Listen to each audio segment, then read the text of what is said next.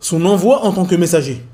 Comme nous l'avons dit précédemment, Allah Azza wa Jal a préservé son prophète des égarements et de la perversion des Arabes de son époque. Il ne s'adonnait pas à l'adoration des idoles, la consommation d'alcool ou toute autre perversion de leur époque. Se sentant de plus en plus étranger aux pratiques des gens de son peuple, le prophète sallallahu alayhi wa sallam avait pour habitude de se retirer pour méditer. Il allait se réfugier dans la grotte de Hira, qui est située sur la montagne An-Nur, environ à 10 km de la mosquée sacrée. C'est donc à l'âge de 40 ans qu'il reçut la révélation et qu'il devint prophète. Aïcha radhiyallahu anha a dit « La révélation débuta chez le prophète par de pieuses visions qu'il avait pendant son sommeil. Pas une seule de ces visions ne lui apparut, sinon avec une clarté semblable à celle de l'aurore. Plus tard, il se prit à aimer la retraite. Il se retira alors dans la caverne de Hira, où il se livra au tahannut, c'est-à-dire à la pratique d'actes d'adoration, durant un certain nombre de nuits consécutives sans qu'il revint chez lui. Aussi se munissait-il à cet effet de provisions de bouche. Ensuite, il revenait vers sa femme Khadija et prenait les provisions nécessaires pour une nouvelle retraite. Cela dura jusqu'à ce que la vérité lui fût enfin apportée dans cette caverne de Hira. L'ange vint alors le trouver et lui dit « Lis !»« Je ne sais pas lire, répondit-il. Il se saisit de lui et le serra péniblement contre lui. Puis il le relâcha et dit « Lis !»« Je ne sais pas lire. » Il le saisit et le serra péniblement contre lui, puis le relâcha et dit « Lis !»« Je ne sais pas lire. » Il le saisit pour la troisième fois et le serra péniblement contre lui, puis le relâcha et dit « Lis, au nom de ton Seigneur qui t'a créé. Il a créé l'homme de sang coagulé. Lis, et ton Seigneur est le très généreux. » En possession de ces versets, le cœur tout palpitant, le prophète rentra chez Khadija bint Khuwaylid et s'écria « Enveloppez-moi, enveloppez-moi » On s'empressa de le tenir enveloppé jusqu'au moment où son effroi fut dissipé. Alors, s'adressant à Khadija, il la mit au courant de ce qu'il s'était passé.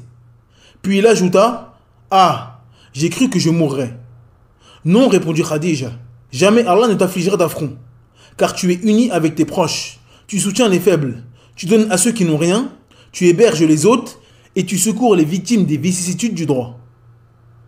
Sa prédication. Allah Azza wa Jal dit هو الذي أرسل رسوله بالهدى ودين الحق ليظهره على الدين كله ولو كره المشركون. Dans la sourate 33 au verset 9, d'après la traduction approximative, Allah Azza wa Jal dit « C'est lui qui a envoyé son messager avec la guidée et la religion de la vérité, afin qu'elle triomphe sur toute autre religion, quelque répulsion qu'en aient les associateurs. » Allah Azza wa Jal a envoyé le prophète Mohammed sallallahu alayhi wa sallam afin d'accomplir deux choses pour l'humanité. La première est la science profitable. Il s'agit du tawhid, de la bonne croyance et la sincérité que l'être humain doit avoir vis-à-vis de son Seigneur.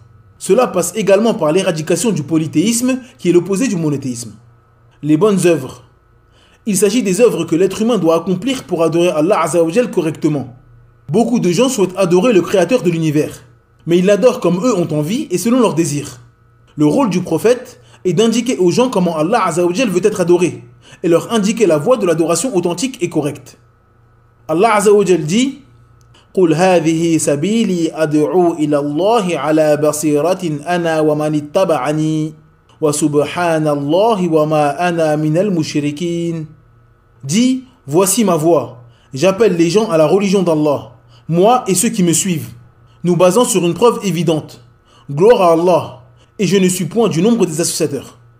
Ibn Kathir rahimahullah dit à propos de ce verset, Allah ordonne à son serviteur et messager de dire aux djinns et aux hommes que sa voix, c'est-à-dire sa sunna, c'est l'appel à l'attestation qu'il n'y a aucune divinité qui mérite l'adoration en dehors d'Allah, seul sans associé. Il appelle à cette attestation avec clairvoyance, certitude et preuve évidente.